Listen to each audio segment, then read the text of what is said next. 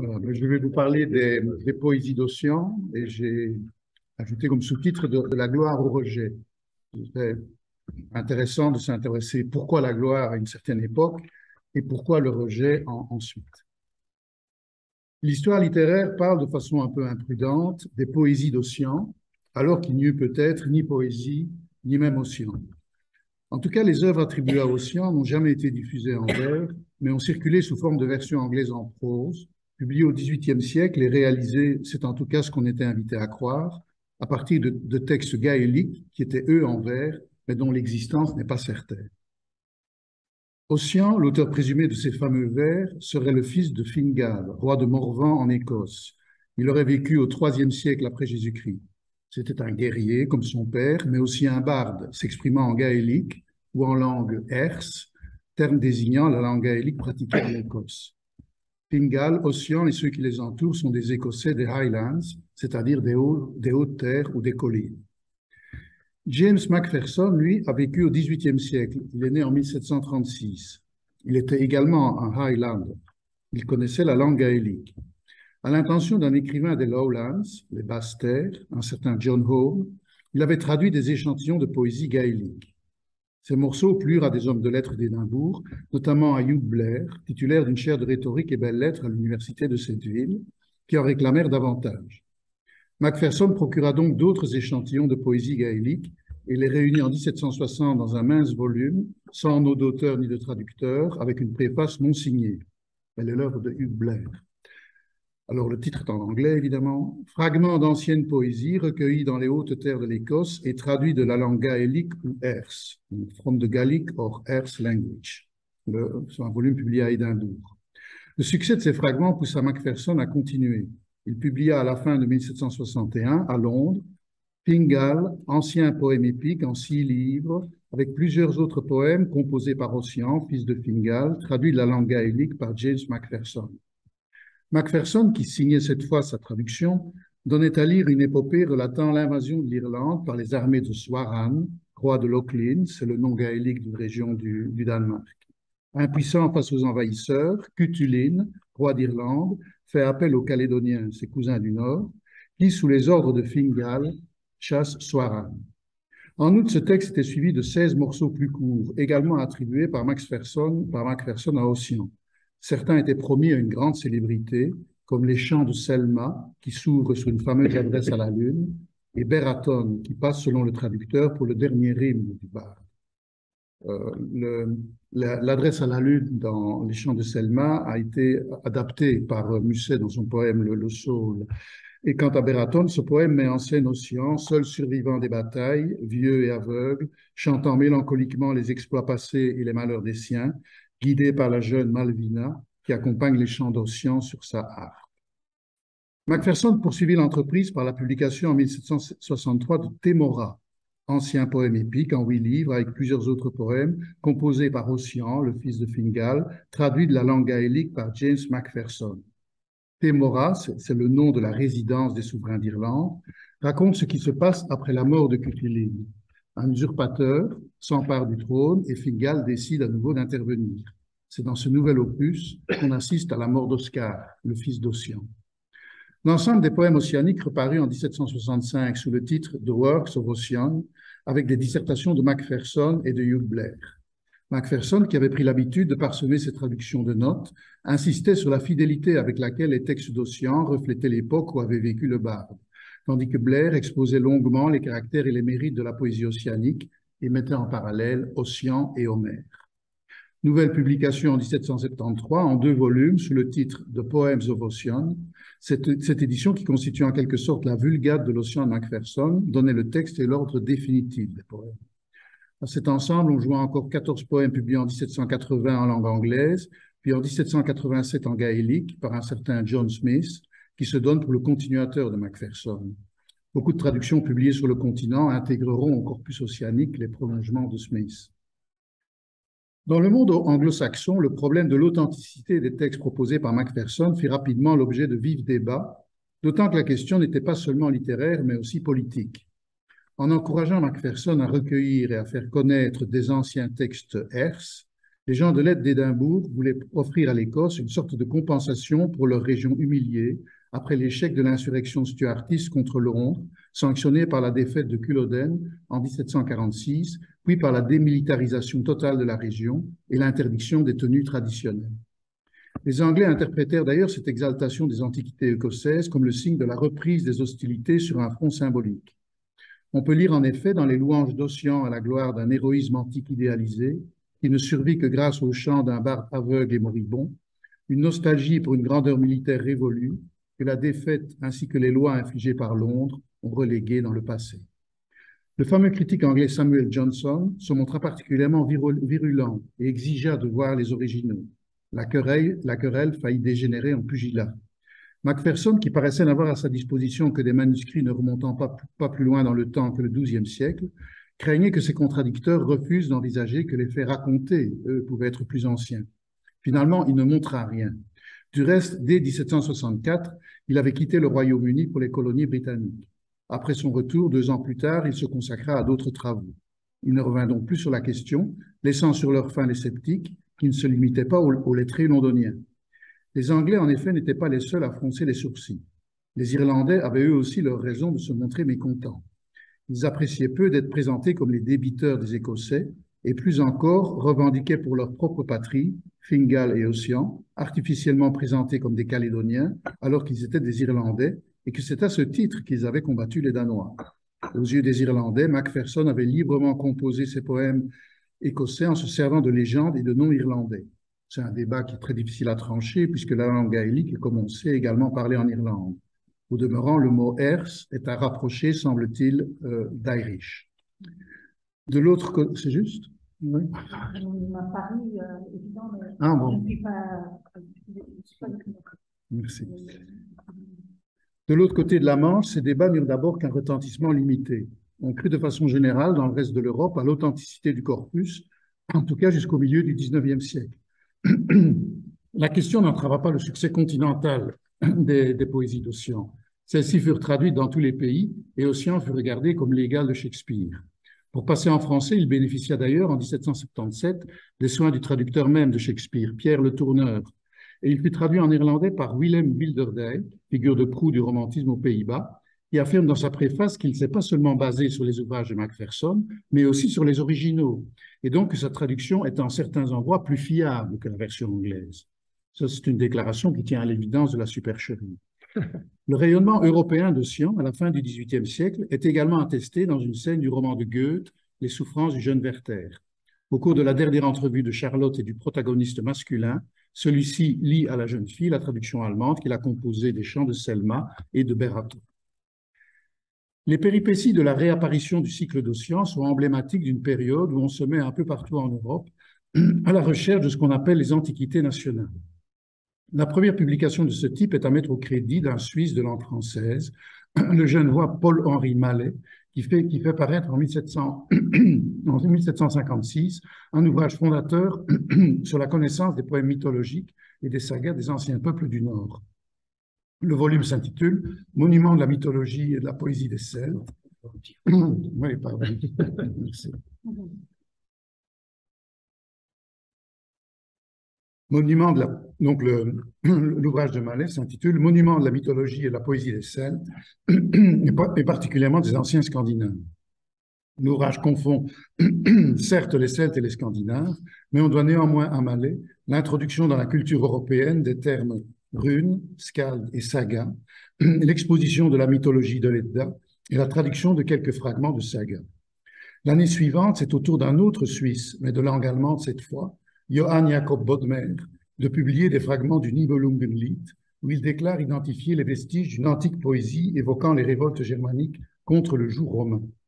Quelques années plus tard, outre-Manche, tandis que les îles britanniques débattent de la redécouverte d'Ossian, l'abbé Thomas Percy publie en 1765 un recueil de, on peut traduire ça par vestiges d'ancienne poésie anglaise, rassemblant quelques 200 ballades anglaises et écossaises que le signataire disait avoir trouvées dans un ancien manuscrit sauvé des flammes. Ensuite, dans un ouvrage subséquent, le même Percy traduit en anglais l'ouvrage de Mallet et affirme que la poésie populaire britannique est l'ultime reste d'antiques épopées scandinaves.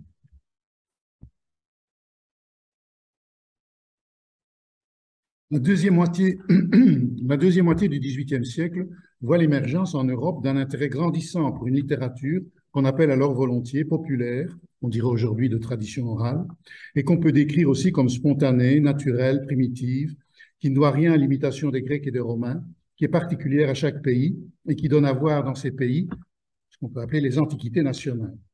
On fait aussi le lien entre ce patrimoine populaire et les épopées, en reconnaissant aux érudits qui exhument le dit patrimoine le droit d'arranger et de réunir des textes courts pour faire de ceux-ci des épopées. C'est d'ailleurs le système qu'à la fin du XVIIIe siècle, le philologue allemand Wolf imagine être à l'origine des œuvres d'Homère. L'ouvrage de Wolf s'intitule Prolegomena ad Homerum, il est publié en 1795. Wolf pense que les épopées homériques sont constituées de textes brefs, réécrits et assemblés par des critiques tardifs, des arrangeurs ou diaskevastes anonymes. Le rhapsode, au sens étymologique, est celui qui coud ensemble les chants populaires qu'il a recueillis, comme comble les lacunes et reconstitue les transitions. Dans cette perspective, on ne se formalise pas des libertés qu'a pu prendre à Macpherson avec les mêmes bradisiecta du cycle ossianique. C'est le même genre de liberté qui aurait été prise pour constituer l'Iliade et l'Odyssée à partir de fragments épars. Les premières épopées seraient toutes le produit de la réunion de chansons spontanées, courtes, transmises oralement. En Allemagne toujours, puisque nous venons de parler du philologue Wolf, Herder consacre plusieurs écrits à Ossian, publie 2 volumes de Volkslieder, on y trouve des poèmes ossianiques qui côtoient des extraits de Shakespeare, d'Homère et du Minnesang, Herder échange sur le sujet avec Goethe et affirme que toute littérature est le reflet d'un esprit national. Dans cette perspective, il invite les Allemands à prolonger chez eux la vogue ossianique en mettant au jour le patrimoine germanique. L'Allemagne possédant un patrimoine populaire analogue aux poésies d'Ossian, Herder s'emploie à susciter des collègues de chants de paysans, de chants de nourrices et de chansons de terroir. Cet appel sera entendu, comme en témoigne une série de compilations qui balancent entre l'authentique et le falsifié. On pense notamment au Chor enchanté de l'enfant, des Knaben Wunderhorn, recueil constitué par Clemens Brentano et Achim von Arnim. On peut considérer aussi les frères Grimm comme des disciples de Herder, avec leur Kinder- und Hausmärchen, contes des enfants et du foyer, ouvrage qui est aussi le fruit d'une collecte et qui est plus proche de l'esprit de la structure des textes originaux que le recueil de Brentano et d'Arnim. Se répand également la thèse que le génie d'une nation s'exprime dans une épopée fondatrice, elle-même assimilée, on l'a dit, à la réunion de chansons traditionnelles. En Allemagne, cette épopée est le Nibelungenlied, mais elle s'accommode en outre de l'existence d'épopées reconstituées, comme celle de Klopstock, la Messiade et la bataille d'Arminius. Le Beowulf en Angleterre fait l'objet de traductions anglaises et latines à partir du XIXe siècle. C'est à la même époque qu'on se met à publier le Romancero en Espagne. En 1835, Elias Lönnrot rédige à partir de chansons de tradition orale les 12 000 vers du Kalevala, donc littéralement terre du héros Kaleva, auquel il donne pour sous-titre « Vieille chanson carélienne des temps antiques du peuple finnois ». Une deuxième édition de plus de 20 000 vers sera procurée en 1849 grâce au travail fourni par d'autres collecteurs. Le Kalevala est considéré comme l'épopée nationale de la Finlande et des peuples finnois. On peut citer aussi le chant du prince Igor ou le chant de la troupe d'Igor qui évoque la lutte des Russes au XIIe siècle contre le peuple nomade des Polovts. Igor est le nom du prince russe qui avait mené cette campagne. L'œuvre fut attribuée à un auteur inconnu du XIIe siècle et aussitôt estimée égale en valeur et en qualité à l'épopée d'Ossian. Elle était la preuve que les Slaves avaient eu aussi leur Ossian ou leur Homère. On exprima les mêmes doutes que vis-à-vis de l'ouvrage de Macpherson. Le manuscrit aurait brûlé lors de l'incendie de Moscou en 1812. D'aucuns relevèrent des similitudes entre le chant du prince Igor et certaines œuvres du XIVe siècle. D'autres prétendirent même que ces textes du XIVe siècle avaient servi de modèle à l'auteur du chant. L'ouvrage entra néanmoins dans le patrimoine national russe comme monument culturel.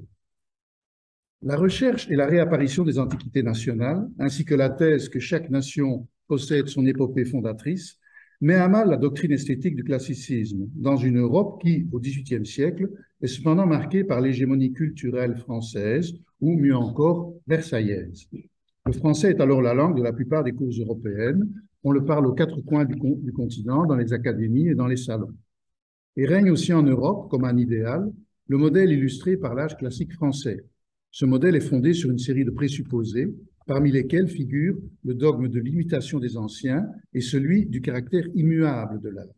En temps des classiques, les formes de l'art auraient été fixées et établies une fois pour toutes par les Grecs et par les Romains. La tâche qui incombe à tout artiste consiste à imiter ceci et cela le plus fidèlement possible. Ainsi, Sophocle ayant montré comment faire une tragédie, Racine suit ce modèle comme s'il était lui-même un Grec du 5e siècle avant Jésus-Christ. D'où des approches critiques dogmatiques. Un ouvrage n'est digne de l'attention du public que si l'écrivain a imité les anciens, atteignant ainsi dans l'affirmative à l'universalité. Comme on le voit, la réapparition des antiquités nationales réfute cette thèse, faisant de l'art une réalité partout identique. Chaque littérature est regardée désormais comme un objet singulier, particulier à une nation. Les épopées homériques ne sont plus que les antiquités nationales propres à la Grèce. Il apparaît qu'en France même, le règne intellectuel du classicisme s'était trouvé contesté à partir du milieu du XVIIIe siècle déjà, époque où fut publié le traité de Montesquieu de l'esprit des lois. Comme on sait, cet ouvrage ne parle pas d'art mais de politique. L'auteur montre que les formes de gouvernement ainsi que les croyances religieuses dépendent de causes physiques, climat, géographie, topographie et morale. Certains n'ont pas tardé à étendre les observations de Montesquieu à d'autres activités humaines, en particulier à l'art, et ont appelé à prendre en considération le contexte de production des œuvres. De cette mutation critique témoigne par exemple l'histoire de l'art dans l'Antiquité, en 1764, de l'érudit allemand Winckelmann, un ouvrage d'abord écrit en allemand et puis traduit rapidement, notamment en français. Winckelmann admire le classicisme grec tout autant que Boileau, mais apporte plus qu'une nuance à l'art poétique du courtisan de Louis XIV. L'ouvrage de Winckelmann fait le tableau des circonstances naturelles, politiques et historiques qui ont rendu possible le miracle grec et explique que le monde ayant changé et pareilles circonstances ne pouvant se retrouver, le dit miracle ne se reproduira jamais. D'où le caractère chimérique de la maxime esthétique appelant à imiter les anciens. On assiste ainsi à une mutation progressive de la critique, d'une critique dogmatique qui juge les œuvres selon les rapports que celles-ci entretiennent avec des modèles intemporels. On passe à une critique historiciste, hegélienne, qui examine la façon dont les œuvres rendent compte, avec précision ou non, de leur contexte de production. Cette volonté nouvelle de rattacher les faits culturels à un cadre historique aurait été impossible à défendre devant un régent du classicisme, parce qu'elle prend le contre-pied de la thèse affirmant la pérennité et l'immuabilité de la littérature dans son esprit et dans ses formes. L'esthétique moderne renonce à l'idée que l'art ne change jamais.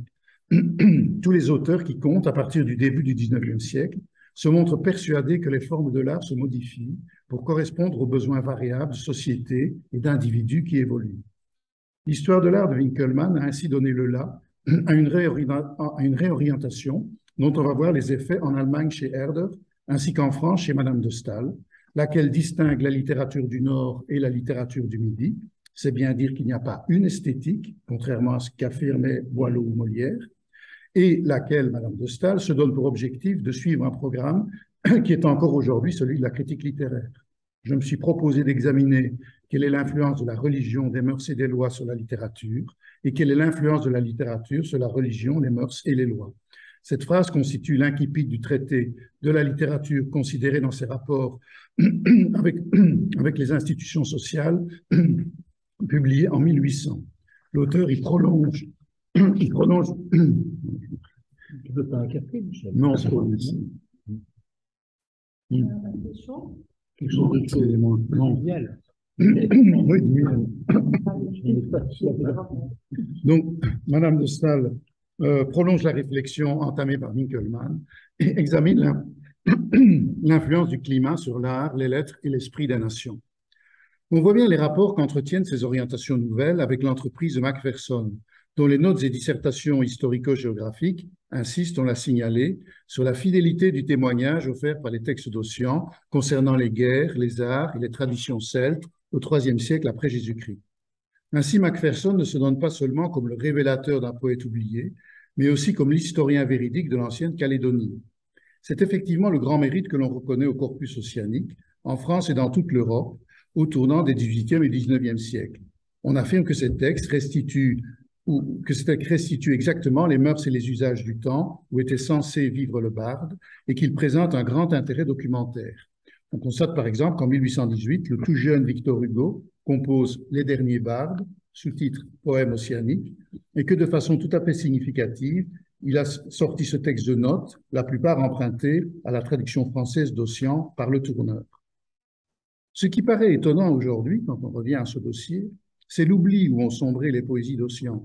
Oubli qui contraste avec la postérité du modèle esthétique que les volumes de Macpherson ont contribué à imposer, qui contraste aussi avec le succès immense recueilli par ceux-ci et attesté qui contraste aussi avec le succès immense recueilli par ceux-ci, attesté par les diverses traductions dont ces volumes ont fait l'objet en Europe, et oublie enfin qu'il ne s'accorde guère non plus avec les discours admiratifs qui saluaient le barde calédonien à la fin du XVIIIe siècle comme l'égal d'Homère ou de Shakespeare. Comment expliquer cette désaffection? Faut-il en voir l'explication dans l'hostilité qu'aurait manifesté le pouvoir royal anglais vis-à-vis de la diffusion des germes d'un nationalisme celte? Cette question a pu avoir son importance, même si les poèmes d'Ossian avaient eu le temps de se répandre sur le continent. On note d'ailleurs que le pouvoir français n'a pas encouragé non plus le développement de pareils nationalismes. En 1805, on fonde à Paris une académie celtique, mais celle-ci met déjà un terme à ses activités en 1814. Il faut presque attendre le milieu du XIXe siècle pour voir paraître le recueil du Barzaz-Brèze, ça veut dire poème de Bretagne, fruit de la collecte de chants populaires de la Bretagne, comme le proclame le sous-titre. L'auteur du Barzaz-Brèze, Ersard de la Ville-Marquée, voulait construire un Ossian breton, un complément d'Ossian en Bretagne. Il s'agissait plus ou moins dans son intention de reconstruire l'ère celtique du roman arthurien. La France comme l'Angleterre ont interdit qu'éclose ce nationalisme régionaliste. Et la France avait d'ailleurs choisi son épopée fondatrice dans La Geste du Roi. Le texte de la chanson de Roland fut publié en 1837, 2 ans avant la première édition du Barzaz-Brèze. Des deux côtés de la Manche, ce caractère potentiel de dissidence a contribué à empêcher Ossian et les Bretons du Barzaz-Brèze d'occuper durablement une place prééminente dans le patrimoine culturel. Mais cette opposition politique n'est pas à l'évidence la cause principale du rejet qui frappa le corpus ossianique. On observe en effet qu'à partir de 1850, domine de plus en plus, quand on parle d'Ossian, des considérations sur la possible, voire probable mystification accomplie par Macpherson. Ces considérations tentent à éclipser tout autre commentaire sur le sujet. On note en outre, ce qui a quand même de quoi surprendre, que l'assimilation du cycle à une forgerie tend à bannir celui-ci du champ des œuvres littéraires. C'est ce qu'explique par exemple Ernest Renan dans un livre qui s'appelle L'avenir de la science. Je cite, « Si les chants ossianiques de Macpherson étaient authentiques, il faudrait les placer à côté d'Homère. De même, du moment qu'il est constaté qu'ils sont d'un poète du XVIIIe siècle, ils n'ont plus qu'une valeur très médiocre. Car ce qui fait le beau, c'est le souffle vrai de l'humanité et non pas la lettre. Autant dire que selon Renan, la valeur d'une œuvre d'art est celle d'un document historique. Il est curieux de relever qu'un poète comme Lecomte de Lille a dû faire implicitement le même raisonnement. Il supprime le nom d'Ossian dans un de ses poèmes, le poème Le Barde de Temra, qui est joint au recueil des poèmes barbares, et le remplace par celui de Murdoch, qu'il a trouvé ailleurs. Mais le comte de Lille n'avait-il pas déclaré dans la préface de ses poèmes antiques que ces volumes de vers seraient des recueils d'études et n'accueilleraient qu'une antiquité aux allures authentiques? Au cours de la deuxième moitié du XIXe siècle, un tel parti pris est manifestement devenu incompatible avec la mention du barde gaélique. De la sorte, à la toute fin du XIXe siècle, on voit encore Anatole France justifier à son tour le rejet d'Ossian, une fois l'inauthenticité établie, l'enjeu d'une œuvre littéraire étant de nature historique. Je cite, « Ossian semblait l'égal d'Homère quand on le croyait ancien, on le méprise depuis qu'on sait que c'est Macpherson. » Avec le XXe siècle, n'apparaît aucune perspective de réhabilitation. Bien au contraire. En 1912, dans une introduction à l'esthétique, Charles Lalo approuve Renan d'avoir donné le cas d'Ossian comme l'exemple d'une loi nécessaire. L'idée de son authenticité, d'Ossian, c'est-à-dire d'une production spontanée par un milieu primitif, est partie constitutive de la beauté d'Ossian. Qu'on enlève cet élément et l'essentiel de la beauté disparaîtra. Quoi de plus juste? Paul Staffer, contemporain de Charles Lalo, approuve ce point de vue. La postérité d'Ossian, écrit-il, vint un jour révéler aux gens de lettres abasourdis à quel point la beauté poétique est chose relative. Bon, tous les mots sont importants, tous les mots ont leur poids. À quel point la beauté poétique est chose relative. Était-ce une raison pour ne l'admirer plus? Oui, c'était une raison, mais il a fallu du temps pour le comprendre. Cette chute soudaine d'Ossian dans l'oubli est une chose parfaitement raisonnable et juste. Elle démontre que le beau n'est pas une qualité purement intérieure à l'œuvre qu'on admire et capable par conséquent de subsister dans l'isolement de cette œuvre considérée en soi. Le beau est l'expression d'une vérité. Pour qu'Ossian soit beau, Il faut qu'il soit authentique, c'est-à-dire spontané, c'est-à-dire primitif. Il apparaît en fait que le paradigme esthétique qu'Ossian a contribué à établir dans l'Europe du XVIIIe siècle ne pouvait à terme que l'exclure du champ littéraire. Chateaubriand figure parmi les défenseurs les plus éloquents de cette nouvelle manière de voir. Ainsi, on rencontre sous sa plume l'idée que les œuvres d'art doivent demeurer à leur place et que si on veut non seulement les comprendre, mais aussi les apprécier, il faut les voir dans les lieux mêmes où elles ont été réalisées. Les plans de l'art s'allient avec la nature, le site et le temple sont inséparables. Le monument ne peut être détaché de son cadre, il forme un tout indissociable avec ce qui l'entoure. En conséquence, Chateaubriand a toujours montré du dédain à l'égard des musées et il s'est aussi indigné des transferts de tableaux italiens en France. À l'entendre, un seul emplacement convient à un tableau, c'est celui pour lequel il a été peint. Et il s'est indigné aussi du vol de la frise des frontons et des métopes du Parthénon par Lord Elgin. Pour chaque type d'architecture, continue Chateaubriand, il y a un type correspondant de paysage. L'architecture grecque ou mauresque veut un soleil brillant, l'architecture gothique réclame des ombres et des nuages. De surcroît, ces harmonies touchent aussi à la religion et aux habitudes sociales des peuples. La cathédrale gothique convient au ciel de la France, mais est née également de la spiritualité et des mœurs des Français et est appropriée à leurs besoins. Tout monument n'a qu'une beauté relative, parce que cette beauté s'évalue en fonction de ce qui l'entoure, le site naturel, les mœurs et les institutions des peuples. Je cite le génie du christianisme. Les Grecs n'auraient pas plus aimé un temple égyptien à Athènes que les Égyptiens un temple grec à Memphis. Ces deux monuments, changés de place, auraient perdu, dit Chateaubriand, et il souligne, leur principale beauté, c'est-à-dire leur rapport avec les institutions et les habitudes des peuples. On note également que le voyage en Italie de Chateaubriand condamne la cathédrale gothique de Milan au motif qu'elle jure avec le soleil et les mœurs d'au-delà des Alpes. Et le même auteur a fait part aussi de sa réprobation devant des édifices parisiens comme la Bourse ou l'église de la Madeleine. De même, Stendhal écrit que son but dans l'histoire de la peinture en Italie est de montrer que les arts suivent la civilisation et d'expliquer comment chaque civilisation produit ses peintres. À partir du début du XIXe siècle, on entend soutenir partout la thèse que les formes de l'art doivent se rapporter aux besoins variables de sociétés qui se transforment. Stendhal affirme encore dans Racine et Shakespeare, pour promouvoir l'esthétique nouvelle, qu'il appelle à l'italienne le romanticisme, de mémoire d'historien, jamais peuple n'a éprouvé dans ses mœurs et dans ses plaisirs de changement plus rapide et plus total que celui de 1780 à 1723, donc que celui que la France a connu, le changement que la France a connu de 1780 à 1823. Et l'on veut nous donner toujours la même littérature, s'exclame-t-il.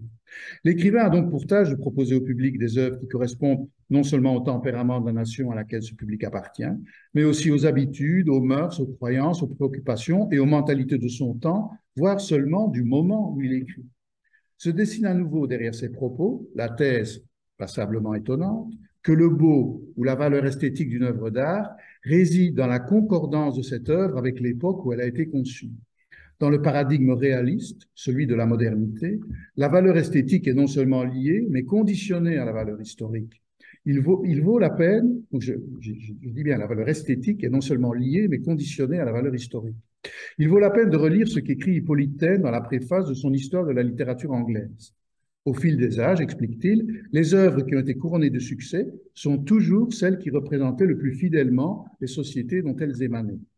Je cite Taine. Un grand poème, un beau roman, les confessions d'un homme supérieur sont plus instructifs qu'un monceau d'historiens et d'histoire. Je donnerai 50 volumes de chartes et 100 volumes de pièces diplomatiques pour les mémoires de Cellini, pour les lettres de Saint-Paul, pour les propos de table de Luther et les comédies d'Aristophane. C'est en représentant la façon d'être de toute une nation et de tout un siècle qu'un écrivain rallie autour de lui les sympathies de tout un siècle et de toute une nation. C'est pourquoi, parmi les documents qui nous remettent devant les yeux les sentiments des générations précédentes, une littérature, et notamment une grande littérature, est incomparablement le meilleur document. Si on comprend bien Taine, et comme le fait observer Antoine Compagnon, beauté littéraire et valeur documentaire vont de pair. C'est effectivement la thèse curieuse que diffuse de façon sous-jacente l'esthétique moderne. À suivre ses attendus, l'œuvre est censée renvoyer authentiquement, fidèlement à son auteur et à son contexte de production.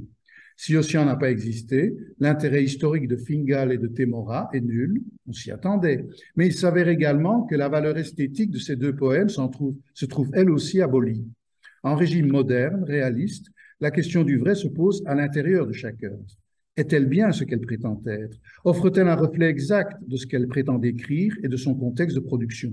Si l'auteur n'est pas celui qu'on croit, s'il n'y a aucune certitude que le cycle océanique donne bien à connaître les antiquités celtes, s'il est acquis que le texte n'a pas été composé à l'époque dont il prétend rendre compte, alors celui-ci se révèle sans portée, y compris sur le plan esthétique.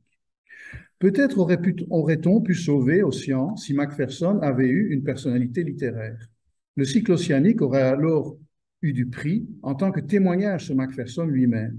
Mais celui-ci n'a dans sa bibliographie que quelques ouvrages d'érudition et n'a pas fait une carrière d'écrivain. Dans le régime de la modernité, une mystification ne rencontre la postérité que si l'auteur qui s'y est livré est connu pour d'autres œuvres.